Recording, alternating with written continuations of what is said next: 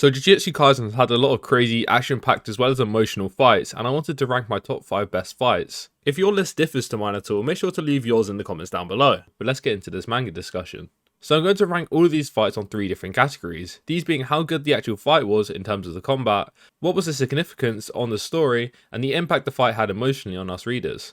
Then using these 3 scores, I'll give each fight a ranking out of 10. Now this formula obviously isn't perfect, but it'll give a good rough indication as to how good a fight actually was. So without further ado, here is my top 5 best fights in Jujutsu Kaisen. So coming in at number 5, we have Gojo versus Toji. In my opinion, this is probably the best fight in terms of the combat. Toji's speed and fighting style is just so cool to see, and I guess there is a little bias here as this fight has been animated and the animations are just so clean and Toji looks amazing. Obviously in part 1 of the fight, we find out that Toji had made Gojo exhausted due to the assassinations that came at him for days.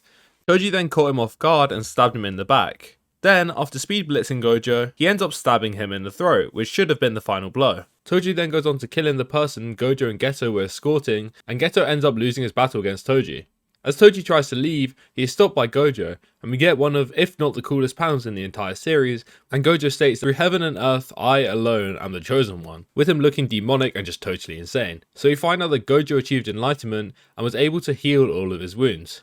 This time round, Gojo was not messing around, and we see some of the coldest panels of Gojo going all out against Toji. He was dodging Toji's attacks as if it was second nature, and then eventually killing Toji with the hollow purple. This fight is one of my favourite fights in the entire series, and for it to only be at number 5 is a testament to how crazy these other fights are on this list. So for the rating, the combat in the fight was an easy 9 out of 10. The reason I can't give it a 10 out of 10 is because of how short the fight actually is. However, where this fight slightly lacks is the emotion we feel reading it. We have one sad part where Toji explained the situation with his son, Megumi, so I give it a 6 out of 10 on this part. And for the importance, it allowed Gojo to grow as a character tremendously, and with him unlocking reverse curse technique, this allowed him to become so much stronger. So I would give it a 7 out of 10 for importance, meaning that the overall score is a 7.3 out of 10.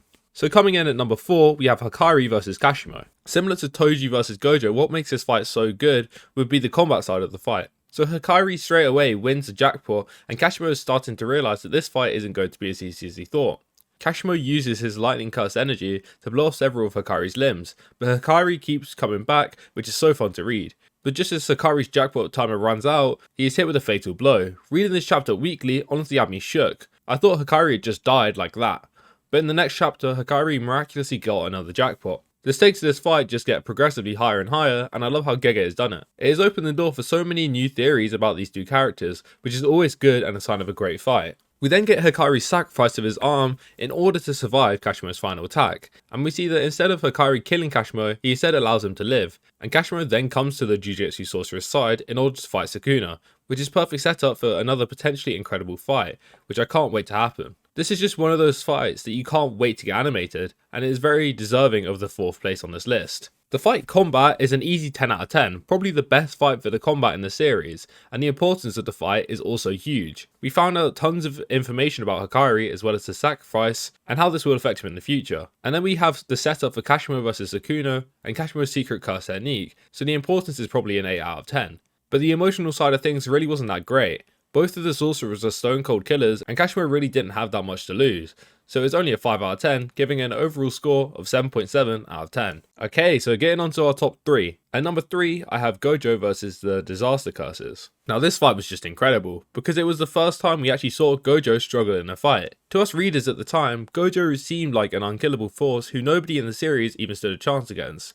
But seeing how these curses that are planned and adapted to Gojo's techniques was incredible to read. Obviously the highlight of this fight being us seeing Gojo just going ham on a bunch of cursed spirits. This is one of the only times that Gojo actually seemed mad and went all out against his opponents. There was plenty of cool moments like when Gojo just obliterated Hanami and simply says next. What makes this fight even better is the fact that Gojo is being severely held back by the fact that there are so many innocent citizens in the area. This means that Gojo can't even nearly go all out, and he can't even open his domain, which I will get onto in a second. So there are moments like when the train comes along and everyone thinks that they are saved, and it turns out to be filled with transfigured humans who just kill everyone. These parts of the fight are another reason as to why it's reached number 3 on this list. So with the stakes of all these humans in Gojo's hands, we saw a different side of his character, which we would likely never see again. Gojo had to decide whether he would go all out at the cost of all these humans, or risk losing to these curses by not putting enough into his attacks. Gojo comes up with a genius idea to open a domain for 0.2 seconds. He did this in order to overwhelm his opponents without killing all the citizens in the area, and it actually worked, but this success was short-lived as Kenjaku, in his best friend's body, comes out of nowhere and seals him away. This was easily one of the most impactful fights in the entire series, as without Gojo getting sealed, we likely wouldn't have had the Culling Games or the rest of Shibuya, or just about anything which happens after Gojo got sealed. So the importance of this fight is easily a 10 out of 10. In terms of the fight, it wasn't as action-packed as some of the other fights in the series. It seemed like more of a strategical fight from Gojo, so I would give it a 7 out of 10. For the emotions that us readers felt, seeing this new side of Gojo, as well as his face when he sees his best friend, who he thought was dead, taken over by Kenjaku, was just great, so 8 out of 10 for this part. Meaning that the overall score of this fight is an 8.3 out of 10. Coming in at number 2 is Gojo vs Sakuna. Now this fight is incredible. The back and forth between the two strongest characters in the entire series is what sets this fight apart from almost every other fight in the series. Many people thought that Gojo would wipe the floor with this version of Sakuna, but seeing how underrated Sakuna was in all of our opinions is another reason why this fight was so amazing. So Sakuna vs Gojo started off as mainly a battle of domains. Both of these characters were showcasing why they are the strongest in the series. They were bringing out fighting styles and techniques none of us had even thought of, and Gojo did this battle right. With this fight being the climax of Jujutsu Kaisen, it had some crazy expectations to live up to, but it definitely didn't disappoint. Not only is the fight amazing, but the recent events of chapter 231 has led to some serious setup. We are seeing a potential split amongst the Jujutsu sorcerers, so we'll see how this fight plays out. The fact that I would put this fight at number 2, and it isn't even over yet, should tell you how incredible it has been so far. With both of these fighters being nerfed from their own techniques, and just when we think that it's all over for a character, Gojo pulls out something new, and all of a sudden the balance of the fight shifts into that person's favour. I'm just in love with the back and forth between Sakuna and Gojo at this point. The way Sakuna is utilising Megami's 10 Shadows technique is also an important thing which I think is overlooked. Gojo is having to combat the fact that he is fighting the boy who he's brought up from such a young age, as well as the fact that he's allowed another one of his students to be taken over by this demon. Having to deal with that guilt is another weight which will be on his shoulders and could end up being the reason that he loses his fight. So now for the ratings. This fight is slightly slowed down in terms of the pacing due to the explanation of the techniques, as well as us cutting back and forth between the Jujutsu sorcerers and the combat, so the fight itself is probably a 9 out of 10. The impact of this fight is an easy 10 out of 10, as the winner of this fight could easily end the entirety of the other side. And with this being the deciding fight of the entire series, how could I not put it at 10 out of 10 in this category? So for the emotional side of things, as a reader, seeing Gojo fighting a student, or I guess he could be considered his adopted son, really made this fight a lot more emotionally impactful for me especially. So I would say 8 out of 10. Alright, so at number 1, we have Yuji and Todo versus Mahito. I guess this could be Yuji and Todo and Nobara and Nanami versus Mahito, but I'll just do the Yuji and Todo part for now. This fight needs absolutely no explanation. It was just incredible. So we start off with Yuji just in utter despair from seeing his best friend dying at the hands of Mahito, as well as his teacher who at this point was one of his best friends. We know that Yuji feels a lot of guilt when in the radius of a murder, so seeing this would have definitely caused him to break down inside. The fight transitions into Yuji going nuts, with Mahito still tormenting Yuji at every given moment. I just think this fight was done perfectly. These two being perfect enemies, or whatever Gojo called it, was another reason why this fight was so good. We had to see Yuji go through some serious character development in order to beat Mahito, but I want to get back onto more about the fight itself.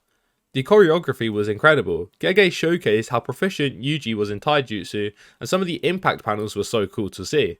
There wasn't a moment in the fight where anybody could say they were bored. Then, when Todo came in, it added an entire new layer of hype. I love seeing these two fight alongside each other, and especially against such an interesting character like Mahito, it was definitely one of my favourite parts to read for the first time. Also, seeing Yuji as well as Mahito carrying out black flashes was amazing. I love seeing the panels when someone carries out a black flash. It just looks like such a cool ability, and seeing this fight be animated will be a spectacle. Then Todo losing his hand and subsequently his curse technique, and seeing Mahito unlock his true form, then seeing Yuji come into terms that he isn't too dissimilar with Mahito was a great way to wrap up this fight. And the way it transitioned into the next one was amazing. So the fight itself was a 10 out of 10, no question about it. It didn't need to be a complex domain battle like Gojo vs Sakuna, it was just done right in my opinion. The emotion was easily another 10 out of 10. Seeing Yuji's reaction to his best friend and his teacher dying at the hands of Mahito was so emotional. The importance of the fight is also huge. We saw two of the closest people to Yuji die, Todo loses curse technique, and Yuji underwent a huge power up. This hasn't necessarily affected the story an awful amount, so I only put this at a 9 out of 10, but it was definitely an important fight. Meaning that Jujutsu Kaisen's best fight in my opinion has a final score of 9.7 out of 10. And with that all done, if you did like this video and want to see more, don't forget to like and subscribe. Also, leave your own list in the comments down below. If any of you guys have any suggestions for maybe the editing or future videos, leave them in the comments. All your guys' support is muchly appreciated. I want to supply you guys with the best content possible and grow this channel. But with that said, I'll see you all in the next one. Goodbye.